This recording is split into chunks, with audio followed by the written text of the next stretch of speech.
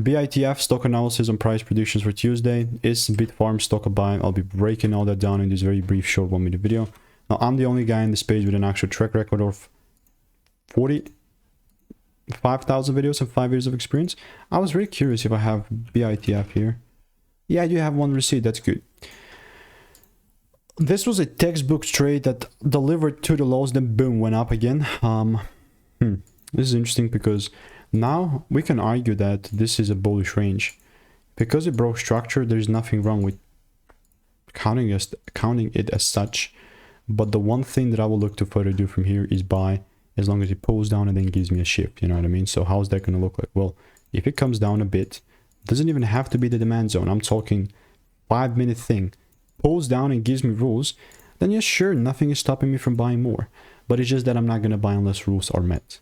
You know what I mean? So if you want to stay tuned and get free sauce, click the first link in the description, and I'll see you in the next one. Goodbye.